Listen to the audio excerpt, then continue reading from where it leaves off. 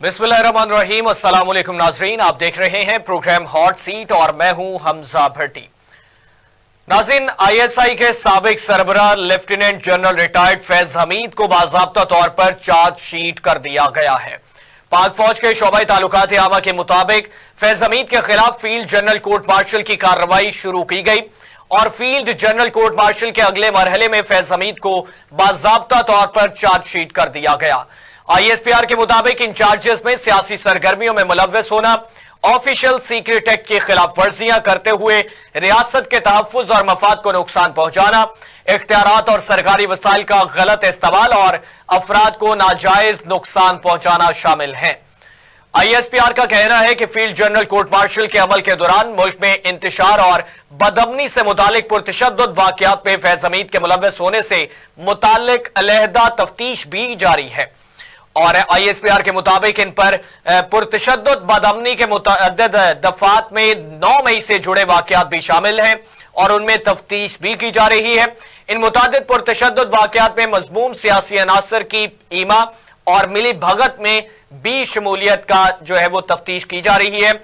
ISPR का कहना है कि फील्ड जनरल कोर्ट मार्शल के अमल के दौरान lieutenant general retired Faiz Hameed को कानून के मुताबिक तमाम कानूनी हकूक फराहम किए जा रहे हैं। वाज़ेह रहे कि पाक फौज ने इंटर सर्विसेज इंटेलिजेंस के साबिक सरबराह जो है वो lieutenant general retired Faiz Hameed को 12 अगस्त को फौजी तहवील में ले लिया था। दूसरी जानिब वजीर आजम पाकिस्तान शहबाज शरीफ साहब कहते हैं कि सिविल नाफरमानी की कॉल मुल्क दुश्मनी है, इस्लामाबाद पर चढ़ाई करने वालों को नहीं छोड़ेंगे। वज़ीर आज़म शहबाज शरीफ ने वफाकी काबीना के इजलास में इजहार ख्याल करते हुए कहा कि शाम में पाकिस्तानियों के इनखला के लिए वजारत खारिजा और सिफारत खाना राब्ते में रहा है। शाम से पाकिस्तानियों की वापसी के लिए कल शाम को लबनान के वज़ीर आज़म से बात की। लबनान में सफीर को हिदायत भी दी गई। मुल्की हालात पर बात करते हुए शहबाज शरीफ ने कहा कि सियासी इस्तेहकाम पाकिस्तान के मुआशी इस्तेहकाम के लिए अहम है। अजरबैजान की पाकिस्तान में 2 अरब डॉलर की सरमायाकारी है। हफ्तावार महंगाई की शरह कम होकर 3.5% पर आ गई है। उन्होंने कहा कि ये जो सिविल नाफरमानी की कॉल कह रहे हैं ये मुल्क दुश्मनी है और ये मुल्क के मफाद में बिल्कुल नहीं है। दूसरी जानिब सुप्रीम कोर्ट ने बानी पीटीआई की अडयाला जेल से खैबर पख्तूनख्वा मुंतकली की दरखास्त खारिज कर दी है। सुप्रीम कोर्ट के आईनी बेंच ने बानी पीटीआई की अडयाला जेल से खैबर पख्तूनख्वा मुंतकली की दरखास्त पर समाअत की और जिसमें दरखास्त गुजार ने कहा कि यह कौमी मसला है, किसी की जात का नहीं है। दुराने समाअत इसमें जस्टिस मोहम्मद अली मजहर ने कहा कि बानी पीटीआई को कोई मसला होगा तो दरखास्त खुद देंगे। इनके 3 वकला आज भी अदालत में थे, किसी वकील ने ऐसी कोई दरखास्त नहीं दी है। इस पर भी बात करेंगे और इसी वाले से सुप्रीम कोर्ट के आईनी बेंच ने 9 मई वाकयात की तहकीकात के लिए जुडिशियल कमीशन बनाने की बानी पीटीआई की दरखास्त समाअत के लिए मंजूर कर ली है। इस पे बात करेंगे। हमें ज्वाइन किया है पाकिस्तान तहरीक इंसाफ से उमैर वसी जफर साहब ने। उमैर साहब बहुत शुक्रिया, आपने कीमती वक्त दिया। और हमें ज्वाइन किया है पाकिस्तान मुस्लिम लीग नवाज से आजाद अली तबस्सुम साहब ने। आजाद अली साहब बहुत शुक्रिया, आपने कीमती वक्त दिया। उमैर साहब आपसे आगाज करना चाहूंगा, किस तरह से देखते हैं इसमें फैज हमीद साहब के हवाले से जो पेशन गोइयां साबित की जा रही थी, कही जा रही थी, वो साबित होती हुई दिखाई दे रही, तहकीकात जारी है, तफ्तीश जारी है और बानी पीटीआई के साथ जो है उनको जोड़ा जा रहा है।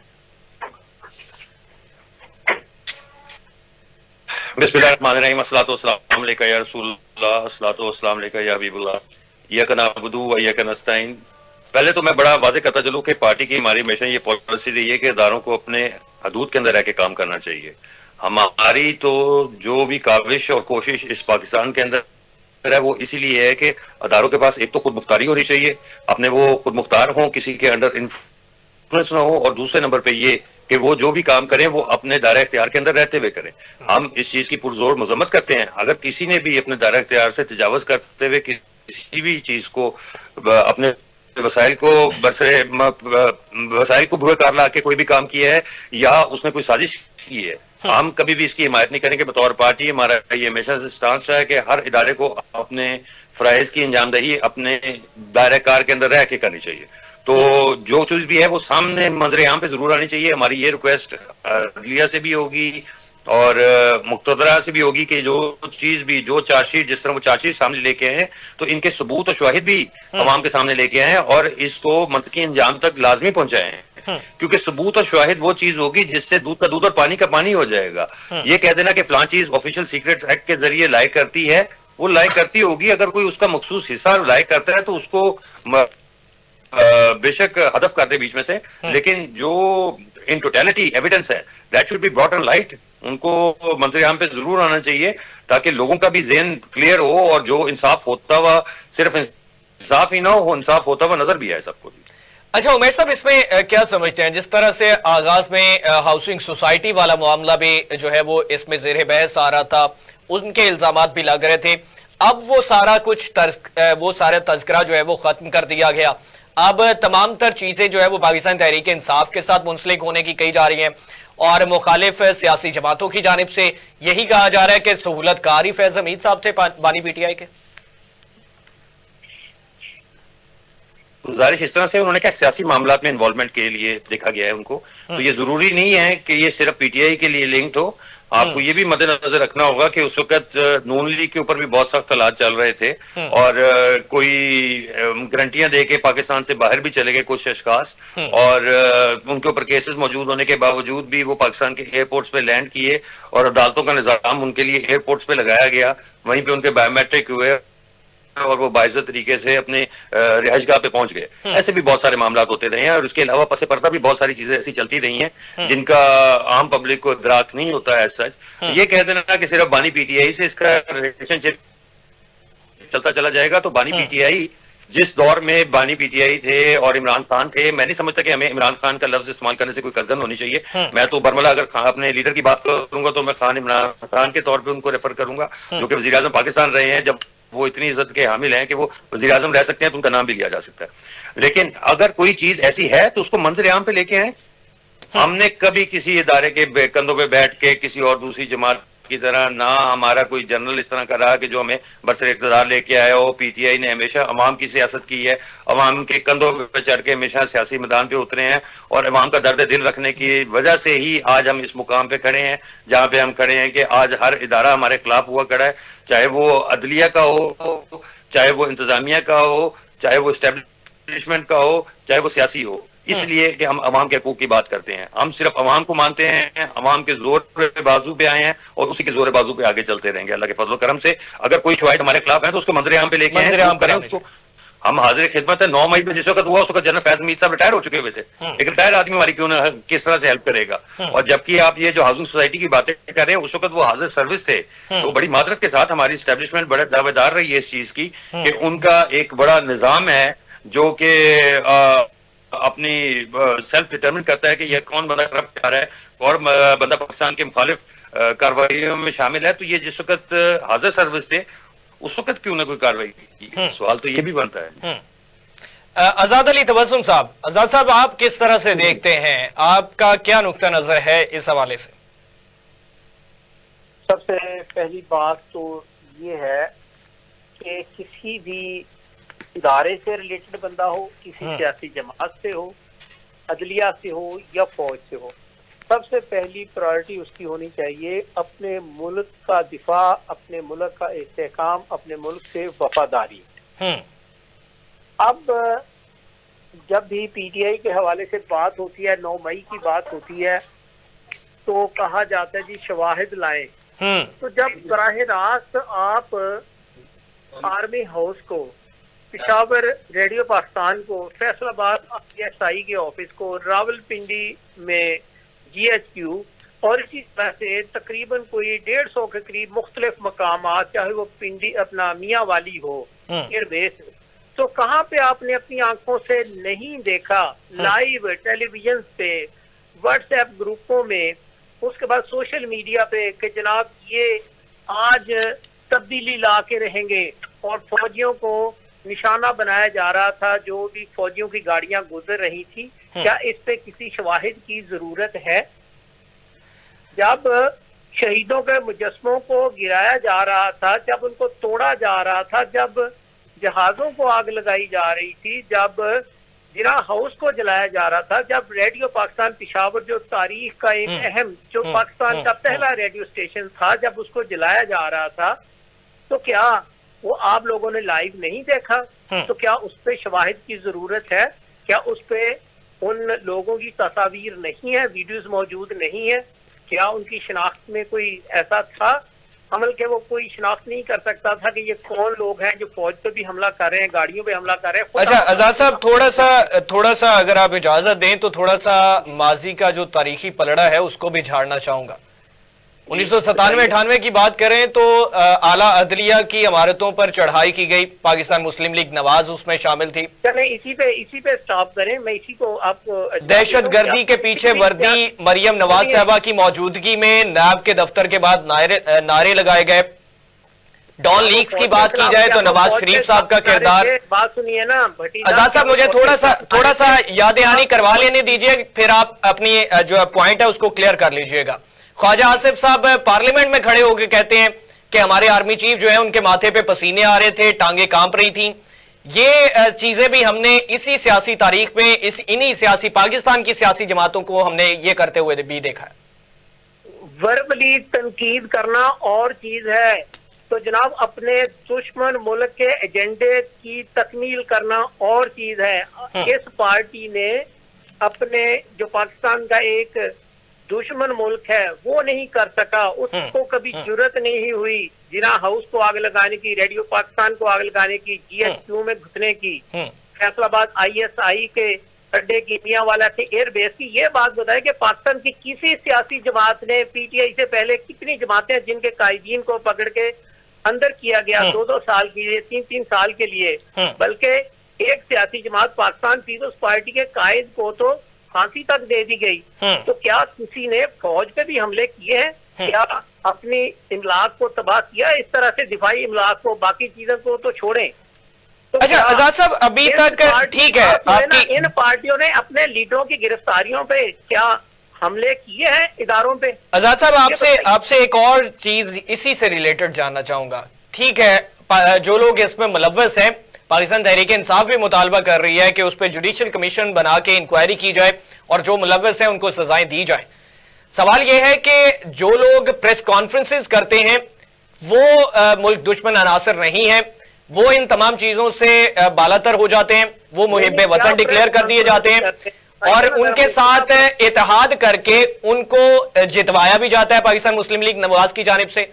ये कैसा इंसाफ है? क्या RTI सिस्टम इसीलिए बिठाया गया था 2018 में? जवाब देना, RTI सिस्टम जो है किस मकसद के लिए बिठाया गया था? आजाद साहब मैं तो बात सुने ना, उसके नतीजे में PTI बरसर इक़्तिदार आई थी, उन्होंने क्यों इक़्तिदार लिया था? आजाद साहब बात ये है, मैं सिर्फ 9 मई वाकयात में मुलव्वस लोगों की बात कर रहा हूं कि उन लोगों को मुकदमात से खारिज क्यों कर दिया गया, उन पे भी मुकदमात इंदराज था, उनकी तफ्तीश भी होनी चाहिए थी। प्रेस कॉन्फ्रेंस करे, PTI छोड़े तो आप बरी जमा हैं, अगर आप पाकिस्तान तहरीक इंसाफ का हिस्सा है तो फिर आप मुल्क दुश्मन है। नहीं, आप खुल के जरा बताइए किन लोगों की प्रेस कॉन्फ्रेंस की बात कर रहे हैं आप? इमरान इस्माइल साहब, परवेज खटक साहब, KP से काफिले को लीड करके हुए वो है फयाजुल हसन चौहान साहब, फवाद चौधरी साहब, उसके बाद आप इनमें से कोई भी फिरदौस आशिक अवान साहबा। मेरी बात सुने, इनमें से कोई भी बंदा, चाहे वो आप इस्माइल की बात कर रहे हैं, चाहे आप खटक साहब की बात कर रहे हैं, इनमें से किसी ने भी आर्मी हाउस पे अगर हमला किया है तो उसकी मैंने तो कम से कम कोई फुटेज नहीं देखी, मैंने कोई वीडियो सोशल मीडिया। अच्छा आजाद साहब, बानी PTI के फुटेजेस वीडियोस देखी आपने? तो उन्होंने तो बाकायदा जनाब हदायत जारी की थी। वो वीडियोस या कोई शवाहिद अभी तक आए हैं मंजर यहाँ पे? वो सारे इदारों के पास होंगे, ऐसे तो नहीं रखा हुआ ना। अच्छा, इदारों के पास बात सुने, अगर सबूत नहीं होगा तो वो छूट जाएगा।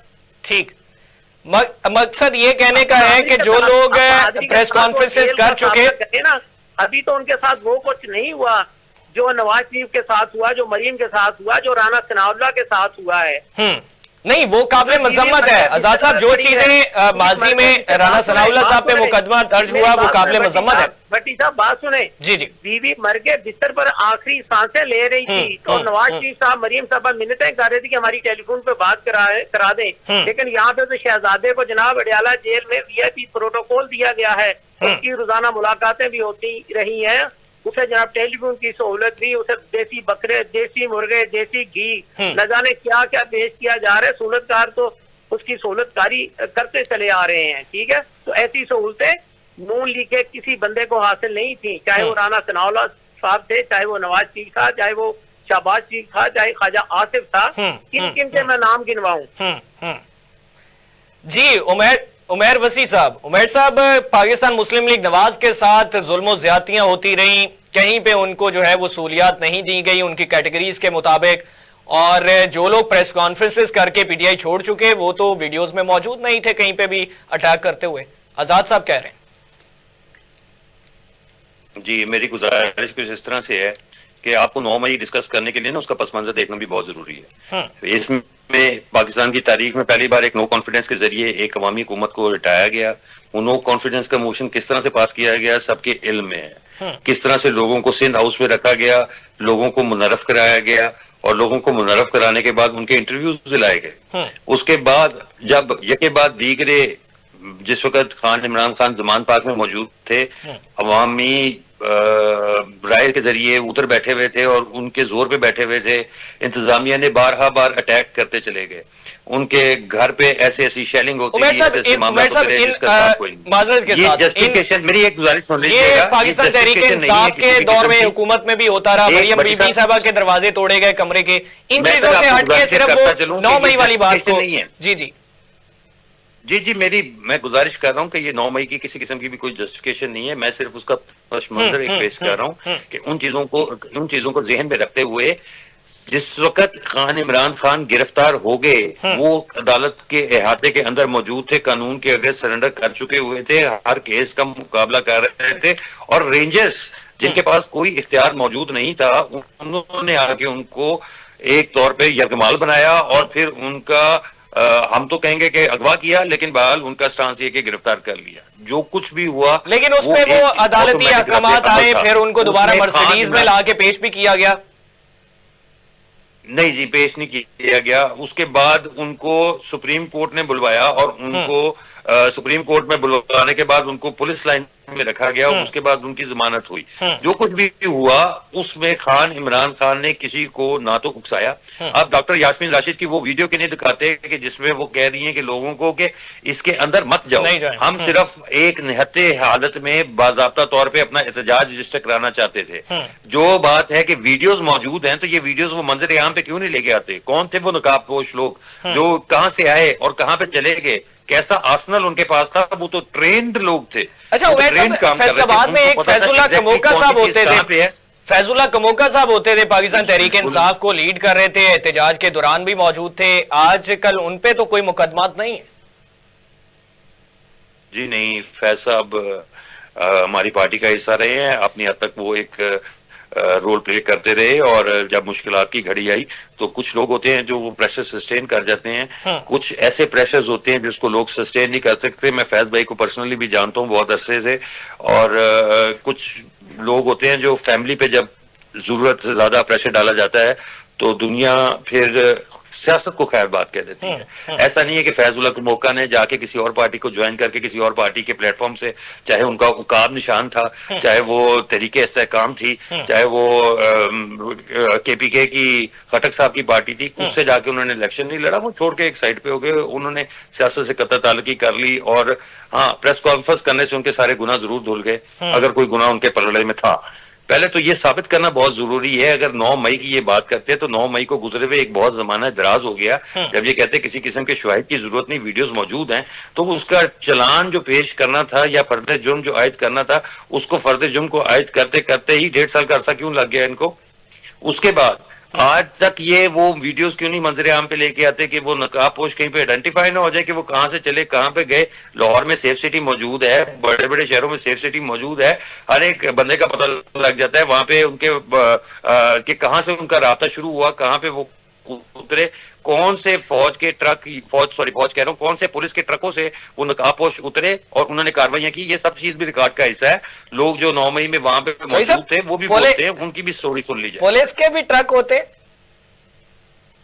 पुलिस के पास भी ट्रक होते हैं जी। अच्छा, अपना सामान मूव करने के लिए पुलिस के पास ट्रक सुप्रीम होते हैं, कोर्ट जिसमें वो के अपने आईनी बैरक्स बेंच ने और 9 मई ये वो वाकयात सारे की मूव करते हैं। तहकीकात के लिए जुडिशियल कमीशन बनाने वाला जो मुतालबा किया जा रहा था वो दरखास्त समाअत के लिए मुकर्रर हो गई है, मंजूर हो गई है। क्या कहना चाहेंगे, क्या एक्सपेक्टेशंस हैं कि जुडिशियल कमीशन वाला मुतालबा मान लिया जाएगा और उसके बाद ये जो 26 वाला मामला है ये भी मान लेना पाकिस्तान के हक में बेहतरी है। देखिए, खान इमरान खान का हमेशा स्टांस ये रहा है कि दूध का दूध और पानी का पानी होना चाहिए। अगर किसी की कोई गलती है तो उसको सजा मिलनी चाहिए, और किसी की कोई गलती नहीं है तो उसको ना हक सजा नहीं मिलनी चाहिए। किसी भी जगह पे अगर ये बतौर जमात हमें ये साबित कर दें कि हमने 9 मई का कोई ऐलान किया था या कोई प्लान किया था या खान इमरान खान की तरफ से कोई हदायत आई थी, तो हम सबसे पहले वो बंदा हूंगा मैं जो खुद अपने आप को जेल में जाके पेश कर दूंगा, जनाब मुझे सरेंडर करता हूं मैं, आप मुझे सजा देना शुरू कर दें। एक भी मौका, अगर एक भी शवाहिद ये ऐसा ले आए कि खान इमरान खान ने बतौर पीटीआई को एज ए जमात उन्होंने कहा कि आपने मेरी गिरफ्तारी की सूरत में ये करना है, वो करना है, इस तरह से जाना है, इधर जाना है, तनसीबात आइडेंटिफाई की हो, ये अवामी रद्द-ए-अमल जरूर हो सकता है। अवाम का रद्द-ए-अमल बिल्कुल पुरअमन था और वो जाके अपना एक एहतजाज रिकॉर्ड कराना चाहते थे। उस पुरअमन एहतजाज के अंदर अगर किसी अंसर ने मिलकर पाकिस्तान के लिए कोई नुकसानदेह या पाकिस्तान की फौज के लिए नुकसानदेह किया है तो हम भी दिली तौर पर उसके लिए रंजीदा हैं, हम भी गमजदा हैं, हमें कोई खुशी नहीं हुई उससे। अपनी फौज से लड़के कभी कोई नहीं जीत सकता। खान इमरान खान ने हमेशा यही कहा है कि ये हमारे मुल्क की फौज है, लेकिन वो अंसर जरूर आइडेंटिफाई होने चाहिए जिन्होंने ये तकरीबकारी का अमल किया। हमारा स्टांस ये है कि पीटीआई में ऐसा कोई अंसर मौजूद नहीं है जो ये तकरीबकारी का अमल कर सकता था। ये बाहर से शामिल करदा दूसरे लोगों के अंसर थे जिन्होंने जाके ये तकरीबकारी के अमल किए, जिसकी वजह से ये पीटीआई की डिमांड थी कि जाके एक जुडिशियल कमीशन बनाया जाए जो अनबायस्ड हो, जो हकायक के ऊपर मबनी फैसले करे और दूध का दूध और पानी का पानी, हर चीज को साफ सुथरा कर देती। आजाद साहब, जुडिशियल कमीशन के हवाले से मुतालबा किया जा रहा है पाकिस्तान तहरीक इंसाफ से।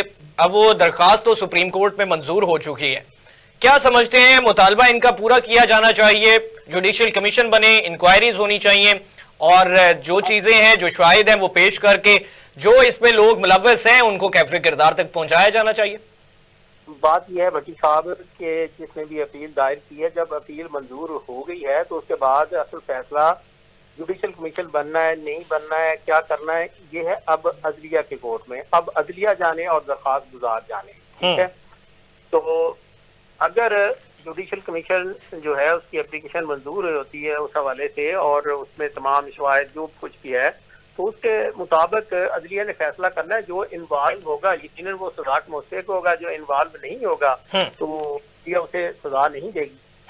अच्छा आजाद साहब, एक चीज और जानना चाहूंगा, अगर डेफिनेटली अदलिया ने फैसला करना है और मुलव्वस होना ना होना वो इंक्वायरीज की बेस पे होना है, राना सनाउल्लाह साहब किस बेस पे कहते हैं कि हमारी बात मान ली जाए तो खान साहब बाहर होंगे, ना मानी जाए तो फिर अंदर रहेंगे, मुज़ाकरात हो जाएं तो बाहर आ जाएंगे?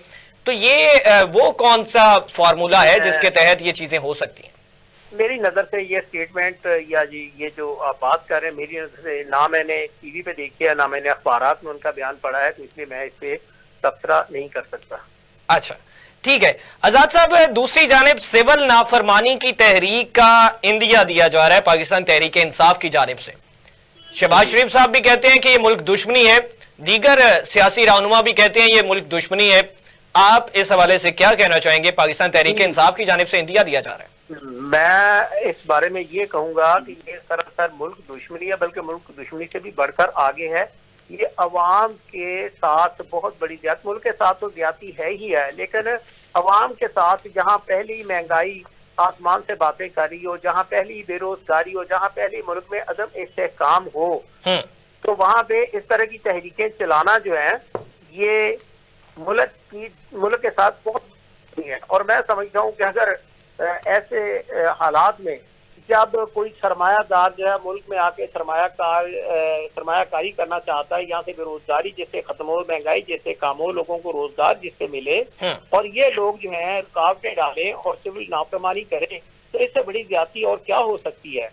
तो ऐसा जो है सिविल नाफरमानी की तहरीक चलाने वाले ये असल में मुल्क दोस्त नहीं है, अवाम दोस्त नहीं है, ये सरासर अवाम के साथ और मुल्क के साथ बहुत बड़ी ज्यादती है।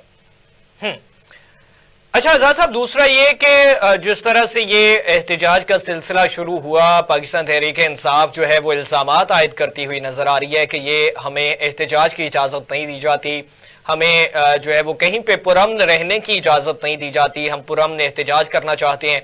इसके बरक्स ये तहरीक शुरू करने जा रहे हैं और ये इस वजह से करने जा रहे हैं कि हमारा एहतजाज का हक भी हमसे छीन लिया गया है। 26 का जिक्र करते हैं इस्लामाबाद में जो वाकयात पेश आए।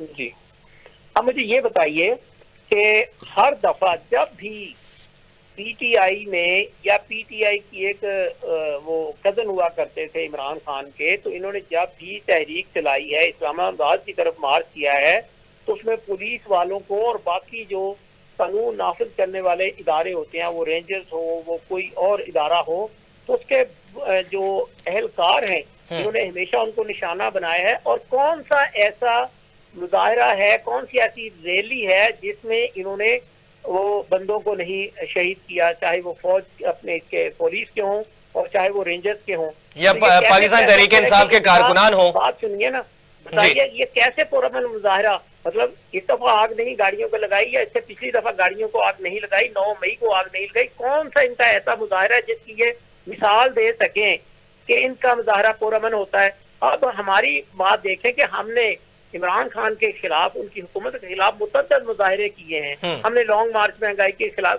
किया है, फजलुर रहमान साहब ने किया। क्या मुल्क में किसी जगह पे गाड़ियों को आग लगाई गई? क्या पुलिस वालों को मारा गया? क्या रेंजर्स के खिलाफ कार्रवाई की? जिस तरह से ये करते हैं, ये तो जनाब असला साथ लेकर वहां पे, असल में इनको लाशें चाहिए होती पीटीआई को, और इसने हमेशा लाशों की सियासत की है। हमारी जो सियासत रही है, हमने जो मुजाहरे किए हैं, हमने जो रैलियां की हैं, उसमें बताइए कोई मिसाल है ऐसी कि जिसमें कहें जी आपने पुलिस वालों को मार दिया, आपने रेंजर्स वालों को मार दिया? तो कैसे ये कह सकते हैं कि ये? अच्छा आजाद साहब, एक चीज इसमें ये फिर सवालिया निशान हुकूमत वक्त पे भी आता है कि डी चौक तक मुसल्लह अफराद कैसे पहुंच सकते हैं? वज़रा ललकारते हुए प्रेस कॉन्फ्रेंसेस में नजर आए। की जड़ है ना, देखिए भट्टी साहब, सहूलतकारों की जड़ें जो है ना, ये पिछले जो 5-6 साल बल्कि 2012 से ही इसकी सहूलत करने वाले जो लोग थे, इसकी आबियारी करने वाले लोग थे, जो कुछ अब अंदर हैं और कुछ अभी भी कहीं ना कहीं किसी पोस्ट में मौजूद हैं, उनकी वजह से होता है। और हर जगह में ऐसे लोग मौजूद होते हैं, लेकिन फिर भी आप देखें कि जब काबू पाना चाहा तो क्या काबू नहीं पाया है। लेकिन ये आजाद साहब, तरीका ये ठीक था? रियासत इस तरह से अपने आम शहरियों को बदले लिया करती है। हो जाए, जब बच्चे बदतमीज हो जाएं, तो माँ बाप उनको फिर बहुत सारे तरीकों के साथ समझाते हैं, बातों से भी समझाते हैं, फिर मुक्की थप्पड़ से भी समझाते हैं। गोली भी चलानी पड़े तो चलाई जाती है। कहाँ पे गोली चलाई, ये बता दें कि जिस जगह पे गोली चलाई गई, किसी पुलिस वाले को फायर करते हुए देखा हो, किसी रेंजर वाले को आपने फायर करते हुए? आजाद साहब, इंटरनेशनल मीडिया रिपोर्ट्स आपके सामने रखना चाहूंगा। BBC उर्दू, अल जजीरा, दी गार्डियन रिपोर्ट। बड़ी साहब, इंटरनेशनल ताकतें, इंटरनेशनल मीडिया जो है वही तो इस मुल्क में इंतशार चाहता है। तो सर, हुकूमत वक्त को चाहिए, वज़रा को चाहिए, मुल्क का बेड़ा गर्क करना चाहता है, और ये उन्हीं के खिलौने हैं। सर, चैलेंज करना चाहिए ना उसको, चैलेंज करके वो पाकिस्तान को बदनामी का बायस बन रहे हैं, चैलेंज करें उनको, चैलेंज करके तो झूठा डिक्लेयर किया जाए। कर रहा है सबसे बड़ी बदनामी तो पाकिस्तानी मीडिया कर रहा है। पिछले जब इनका दौर था तो क्या कुछ पाकिस्तानी मीडिया ने नहीं किया? मियां नवाज शरीफ साहब के खिलाफ, नून लीग की हुकूमत के खिलाफ यकतरफा प्रोपेगेंडा, फैज हमीद साहब या आजाद साहब, बात सिर्फ इतनी सी है कि हम जब हकायक पे बात करते हैं तो कभी आपकी तनकीद हम पे होती है, कभी पाकिस्तान तहरीक इंसाफ की तनकीद होती है। हम 24/7 नशर किया जाएगा, इस मुल्क में खुशहाली नहीं आएगी, मुल्क में बदअमनी होगी। आजाद साहब, सवाल सिर्फ इतना सा है कि अगर ऐसे वाकयात नहीं हुए तो आजाद साहब मुझे कंप्लीट करने दीजिए। अस्पतालों में जाने से सहाफियों को क्यों रोका जाता है? जो सहाफी जाते हैं उनको क्यों उठा लिया जाता है? और मेडिकल जो वहां पे सुपरिटेंडेंट्स हैं वो क्यों डिनाई कर रहे हैं वहां के जो डेटा रिकॉर्ड है उसको देने से? अगर वजीर इत्तलात मिनिस्टर हैं अताउल्लाह तारड़ साहब, वो 2019 की पोस्ट लगा के साबित करना चाहेंगे कि ये वाकया ऐसा नहीं हुआ था, तो फिर हम उसको जरूर उजागर तो करेंगे, पॉइंट आउट तो करेंगे। सर सबसे बड़ी बात यह है भट्टी साहब, माइंड ना कीजिएगा कि इस मुल्क में जो ये सियासत जिस तरह की चल रही है, मुल्क में जो अदम इस्तेहकाम चल रहा है, मीडिया इसमें पूरा पूरा हिस्सा डाल रहा है। किस तरह से हिस्सा डाल रहा है कि अगर मैं झूठ बोल रहा हूँ ना तो मेरा झूठ जनाब बराह रास्त नशर किया जा रहा है। 2-2 घंटे, 4-4 घंटे, 5-5 घंटे झूठ नशर नहीं किया जाना चाहिए। डेफिनेटली नहीं होना चाहिए। शाहिद के साथ बात होनी चाहिए, खा वो यही मिनिस्टर इतलात हो या सहाफी हो, हर बंदा शाहिद के साथ सामने आना चाहिए। पाकिस्तान के इस्तेहकाम को नुकसान पहुंचे, पाकिस्तान के इत्तेहाद इत्तेफाक को नुकसान पहुंचे, पाकिस्तान के दिफाई इदारों को नुकसान पहुंचे, पाकिस्तान की मईशत को नुकसान पहुंचे, ऐसी खबरें, ऐसे बयानात चाहे किसी के भी हों वो नशर नहीं होने चाहिए। लेकिन यहाँ पे धड़ल्ले से जनाब वो किया जाता है। क्या चीजें मजबूर करती हैं उनको कि ये झूठ नशर किया जाए, और इसी झूठ की वजह से हमारी नई नस्ल का बेड़ा गर्क हो गया है। उनके सामने में आजाद साहब सच क्या है, सच क्या है थोड़ा सा बता दीजिए। बात तो सुने मेरी, सिर्फ थोड़ी सी। हाँ सच मैं आपको बताता हूँ जी। इमरान खान ने कहा जी मेरी टांग पे गोली लगी, मैं लंगड़ा हो गया हूँ, वो चल नहीं सकता, ठीक है। तो वो जनाब अदालतों में पेश हो रहा है कि जनाब वो व्हील चेयर पे, लेकिन जब पुलिस ने पकड़ा है तो जिस तरह से भिखारियों को पकड़ा जाता है तो वो फिर दौड़ना शुरू कर देते हैं, पहले वो व्हील चेयर पे होते हैं, ठीक है। तो ये इमरान खान आजाद साहब जरा जुबान जो है ना जी, लैंग्वेज थोड़ी सी बेहतर इस्तेमाल की। उसकी टांग जो है उसकी जख्मी है, ठीक है, लेकिन जब पुलिस ने पकड़ा है तो उसकी टांग बिल्कुल सीधी हो गई। आजाद साहब रियासत की गिरफ्त में थे, रियासत उनकी मानने वाले, बात सुन ले, उसके चाहने वाले, उसके मानने वाले इस बात को ही तस्लीम नहीं करते। अगर उनको कहा जाए ना कि वो सारा ड्रामा था, कि वो जो बन के बैठा रहा व्हील चेयर पे, ठीक है, उसके बाद वो सीधा चलना शुरू हो गया। तो अब तक जितने पढ़े लिखे हैं, जितने समझदार हैं, कोई भी बंदा इस बात को तस्लीम करने के लिए तैयार नहीं। वो कह रहे नहीं नहीं नहीं, हमारा खान बिल्कुल सच्चा था वो। अच्छा आजाद साहब टाइम खत्म है, थोड़ा सा वसी साहब से, उमर वसी साहब से भी जानना चाहूंगा। उमर वसी साहब, माजी में पाकिस्तान तहरीक इंसाफ ने थोड़ा सा बयान करता चलूं कि आजाद साहब के लिए कि भगौड़े नहीं है हम, प्लेटलेट्स की कमी के झूठ और फ्रॉड रिपोर्टें बना के नहीं हम चलते, हम मुकाबला कर रहे हैं पाकिस्तान में बैठ के सारों का। छुट्टी दे दी जाए, और पकौड़े होते हैं जो डीजे लेके देते हैं 50-50 रुपए के लिए, और भाई बड़ा भाई आता है ना उसको रिसीव करने के लिए, छोटा भाई एयरपोर्ट जाने से कतराता है कि कहीं पे जूते ना पड़ जाएं। अच्छा उमर वसी साहब, उमर साहब पाकिस्तान तहरीक इंसाफ ने उमर वसी सिविल नाफरमानी की तहरीक की बात की, मैं उसको उमर साहब एक सेकंड, सिविल नाफरमानी तहरीक पे बाद में जाऊंगा। पाकिस्तान तहरीक इंसाफ ने टीएलपी पे क्रैकडाउन किया, फायरिंग के वाकयात हुए, फायरिंग भी की गई। पाकिस्तान तहरीक इंसाफ भी इसी तरीके से पाकिस्तानी शहरियों पे क्रैकडाउन तो करती रही। आपके इल्म में होगा कि वो जो टीएलपी पे हुआ था उसके ऊपर पैसे डिस्ट्रीब्यूशन का भी केस किसी के ऊपर चल रहा है, तो वो क्या पाकिस्तान तहरीक इंसाफ के ऊपर चल रहा है? गवर्नमेंट पाकिस्तान तहरीक इंसाफ की थी, वजीर दाखिला शेख रशीद साहब थे। जी बेशक, मैंने गुजारिश आपसे कुछ और की है कि वहां पे एनवलप तो उसके अंदर 5-5 हजार रुपए के नोट बांटे गए थे टीएलपी के लिए, तो किसने बांटे थे? कौन पाबंदी था? ये आप नाम लेना जी खुल के। इमरान के चाहने वाले थे, जो फैज हमीद के चाहने वाले थे। इमरान के चाहने वाले वो हैं जो आपके लिए अदालतें जाके एयरपोर्टों पे लगा देते हैं भगौड़ों के लिए। दूसरी बात, मैं जरा ये जो आप लोगों ने पहले बात की उसके मुतालिक भी बात करना चाह रहा था जी। ये सिविल नाफरमानी की तहरीक के बारे में बात कर रहे हैं। गुजारिश इस तरह से चीजों को समझने की जरूरत है। खान इमरान खान ने हमेशा हर पाकिस्तानी को ये सिखाया कि आपने अपना हक लेना है, छीनना नहीं है। वो सिविल नाफरमानी की तहरीक जो है वो पाकिस्तानी अवाम बिलखुसूस के लिए नहीं है, वो जो हमारे बैरून मुल्क भाई पाकिस्तानी बैठे हैं उनकी फॉरेन रेमिटेंस ना भेजने के लिए है। और वो इसलिए है कि अगर आपको वहां पे बैठ के अपने वोट का हक नहीं मिलता है, आपकी पिजराई पाकिस्तान के अंदर नहीं होती, आपके जज्बात की अक्कासी पाकिस्तान के अंदर नहीं होती, तो वो एक मोड और मैनर और चैनल दिया गया है कि अपनी एनर्जी को उस तरफ डाइवर्ट करके आप अपने हक को मनवाएं और उसको हासिल करें।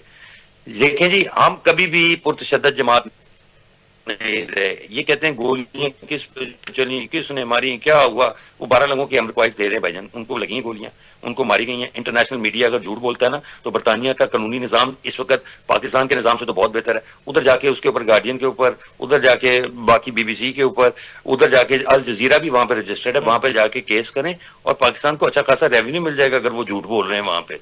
ये रिपोर्टेड चीजें पाकिस्तान का मीडिया इसलिए नहीं बोल पाता कि उनकी जुबान बंदी की गई है। आप खान इमरान खान का नाम लेते हुए घबराते हैं, आपका चैनल टीवी चैनल नहीं चलते हैं, आपके प्रोग्राम नहीं चलते हैं। जी बिल्कुल, उमर वसी साहब इसी तरीके से नवाज शरीफ साहब का नाम लेने पे, तस्वीर चलाने पे पाबंदी थी। आप ही के इक्तदार हुकूमत में हम लोग वो भी नाम नहीं ले सकते थे क्योंकि आप लोगों की तरफ से भी जुबान बंदी थी। जी जी, उस वक्त गुजारिश ये है कि उस वक्त वो डिक्लेयर थे through supreme court of Pakistan. इस वक्त पाकिस्तान इमरान खान के ऊपर कोई फर्द जुर्म आयद होके वो साबित दहशतगर्दी के मुकदमात में इंसदाद दहशतगर्दी के अदालतों में पेशियां हैं के जरिए उनको डिक्लेयर किया गया था कि पेशियां चल रही है ना जी। मैं आप पे चार्ज लगा दूं 302 का, जब तक साबित नहीं होगा तब तक कुछ भी नहीं है वो। इसका मतलब ये तो नहीं है कि आपका कत्ल ताल्लुकी कर लीजिए कि आप पे इल्जाम आ गया 302 का। खान इमरान खान पे इस वक्त इल्जामात हैं, नवाज शरीफ साहब पे वो इल्जामात साबित शुदा थे। थ्रू सुप्रीम कोर्ट एक GIT बनाई गई जिसको सुप्रीम कोर्ट को ऑप्ट भी नवाज शरीफ साहब ने खुद किया था कि मैंने यहीं पे सुनवाई करनी है। उन्हीं का दौरे हुकूमत था, वो PTI का दौरे हुकूमत नहीं था। उसके बाद ही शायद खान अब्बासी साहब आए थे। हमने तो कदगन लगाई नहीं, फिर इनकी अपनी हुकूमत ने कदगन लगाई थी। इनसे पूछना चाहिए भाई शाहिद खान अब्बासी ने नवाज शरीफ का नाम लेने से क्यों बंद कर दिया था, किसके कहने पे बंद कर दिया था? इनकी तो अपनी पार्टी अपने लीडर के साथ मुखलिस ना हुई जी।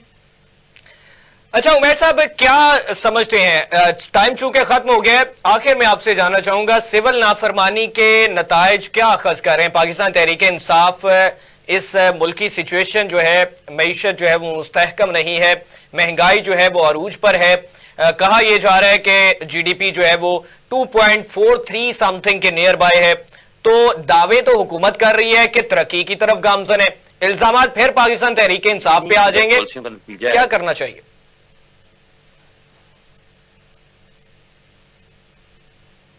अगर ये हमारे ही मोहताज है ना जी, जब तक ये अवाम की ताकत को नहीं मारेंगे ना, ये कभी तरक्की नहीं कर सकते या पाकिस्तान को तरक्की की राह पे नहीं गामजन कर सकते। बेसिक बात ये है। इस वक्त ये लोग बतौर हुकूमत जाते हैं बाहर से भीख लेते हैं और बहुत खुश होते हैं कि हम भीख लेने में कामयाब हो गए हैं, IMF का प्रोग्राम लेने में कामयाब हो गए हैं। ये हमारी अवाम के लिए पॉलिसीज जरा सी स्ट्रेट लाइन कर दें, अवाम की जो इस वक्त डिमांड है उसको फुलफिल कर दें, तो इनको किसी बाहर के मुल्क में जाने की जरूरत नहीं पड़ेगी। मैंने पहले भी गुजारिश की है कि सिविल नाफरमानी की तहरीक जो है वो पाकिस्तान से जो बाहर मुकीम पाकिस्तानी है उनके लिए है कि वो फौरन पाकिस्तानियों के लिए नहीं है, ताकि वो अपना आप मनवा सके। नहीं जी, पाकिस्तानियों के लिए नहीं है। किसने कहा आपको? पाकिस्तान से कंटेनर पे खड़े होकर बिल जलाने का, टैक्सेस ना देने का, GST ना देने का कहा था और उस पर अमल दरामद भी किया गया। उस वक्त इमरान खान ने अपना बिल जमा करवा दिया था, लोगों को कहा था कि आप अपने बिल जमा ना करवाएं। आजाद साहब कहते हैं खान साहब ने अपना करवा दिया था। बात कर रहे हैं आप जनाब, आप मेरी गुजारिश सुन लेंगे। अगर मैं आपने दो अलग अलग बातें कर रहे हैं, अगर आप 2014 की बात करना चाहते हो तो मैं उसके ऊपर बात कर लेता हूं। मैं मौजूदा बात कर रहा हूं कि जो आपकी तहरीक है वो सिविल नाफरमानी की एक्सपैट्रिएट्स के लिए खान साहब की कॉल दी गई है ताकि जो पाकिस्तान से बाहर मुकीम पाकिस्तानी है वो अपना हक मनवा सके, अपना हक ले सके, अपना हक जितला सके। ठीक, जहां तक बात है 2014 की, 2014 एक ठीक है उमर वसी साहब, ठीक है आपका पॉइंट आ गया। आजाद साहब पाकिस्तान तहरीक इंसाफ कहती है कि एक ऑफर दी है हमने हुकूमत को, अगर उस पर कोई हमें जो है वो फीडबैक आ जाता है तो फिर डेफिनेटली मामला सॉर्ट आउट हो सकते हैं। वो ऑफर कौन सी है, क्या मुतालबा कर रही है पाकिस्तान तहरीक इंसाफ? अब तो वो सियासी पार्टियों से भी मुज़ाकरात के लिए राजी हो चुके हैं, तो क्या कहेंगे इस पे? वो तो ये कह रहे हैं कि इमरान खान को अडयाला के बजाय पिशावर भेज दिया जाए। ठीक है, तो वहां पे फिर जेल तो नहीं होगी, वहां पे तो फिर गलियां हो जाए तो तैयार फिर तो जनाब वहां पे जेल नहीं होगी, फिर तो इसका अपना ही वो। क्यों आजाद साहब, वो विफाक के अंडर नहीं आता? नहीं, विफाक के अंडर आता है, लेकिन यहाँ पे भी पंजाब पुलिस के अंडर है अडयाला, तो वहां पे फिर पंजाब पुलिस नहीं होगी, वहां पे फिर इनकी अपनी पुलिस होगी। अच्छा, इधर मरियम साहबा की है, उधर फिर उनकी हो जाएगी। हाँ, उधर वो मूछों वाली सरकार जो है जी, ठीक है, वहाँ उनकी हुकूमत है। बहुत शुक्रिया। आजाद अली तबस्सुम साहब पाकिस्तान मुस्लिम लीग नवाज से हमारे साथ मौजूद थे, उमर वसी जफर साहब पाकिस्तान तहरीक इंसाफ से हमारे साथ मौजूद थे। बहुत शुक्रिया, आपने कीमती वक्त दिया। नाज़रीन, बात फिर वहीं तक चली जाती है कि पाकिस्तान तहरीक इंसाफ ने ऐसा किया, पाकिस्तान मुस्लिम लीग नवाज ने ऐसा किया, मीडिया का किरदार ऐसा रहा, मीडिया का किरदार इस दौरे हुकूमत में ऐसा रहा, लेकिन हर अदवार में जो है वो मीडिया ही इनके जद में आता है। या ये सियासी जमातें एक दूसरे को जो है वो तनकीद और इल्जाम लगाती हुई नजर आती हैं और खुद को बरीउज़्ज़मा समझते हैं। पाकिस्तान के अवाम के मुस्तकबिल के फैसले तो इन पार्लिमानों में होते हैं, इन आला अदलिया में होते हैं या मुख्तदरा हलकों में होते हैं, लेकिन इल्जामात फिर बेलाखिर जो है वो सहाफियों पे आन ठहरते हैं। खैर, नतीजा ये कि पाकिस्तान तहरीक इंसाफ जो है वो सिविल नाफरमानी की तहरीक जो है उसका इंदिया दे रही है और इसमें जो गैर मुल्की मुकीम पाकिस्तानी है वहां पे मौजूद है पाकिस्तानियों को, उनको कहा जा रहा है कि वो सिविल नाफरमानी की तहरीक में हिस्सा लें और उसमें रेमिटेंस जो है वो ना उस तरह से अदा करें ताकि हुकूमत वक्त पे प्रेशर बिल्डअप हो सके। अभी तक तो कोई डायलॉग का सिलसिला जारी है। पाकिस्तान तहरीक इंसाफ ऑफर भी कोई दे रही है कि इस ऑफर को तस्लीम कर लिया जाए तो हम बैकफुट पे चली जाएंगे। आजाद अली साहब की जानिब से यह कहा गया कि वो ऑफर बानी पीटीआई को पेशावर से आगे केपी गवर्नमेंट के अंडर जो है वो जेल में मुंतकली की है, लेकिन उस पर हम तस्लीम नहीं कर सकते क्योंकि वहां पे तो फिर मौजें लग जाएंगी। यहां पे मरियम साहबा के अंडर हैं तो डेफिनेटली यहां पे सख्तियां भी बर्दाश्त करना पड़ सकती होंगी, लेकिन सवाल यह है कि अगर यहां पे जैसे कहा जाता है कि उनकी खातिर तवज्जो की जाती है, उनको मुर्गियां पेश की जाती हैं, देसी मुर्गियां, अंडे और मशीनें, एक्सरसाइज के लिए तमाम तर सहूलियात, तो फिर वहां पे भेज देने में क्या हर्ज है, क्या सिकम है? अगर पाकिस्तान के मफाद के लिए यह काम भी करना पड़े तो पॉलिटिकल डायलॉग के जरिए से कोई रास्ता निकल आए ताकि पाकिस्तान के अवाम के लिए खुशहाली का कोई मंजरनामा आ सके और इल्जाम जो है वो कहीं ना कहीं पाकिस्तान तहरीक इंसाफ से भी हट जाए ताकि हुकूमत की कारकर्दगी वाजे हो जाए। नाज़रीन, आज के लिए इतना ही। अपने मेजबान हमजा भट्टी को इजाजत दीजिए। अल्लाह ने के बाद।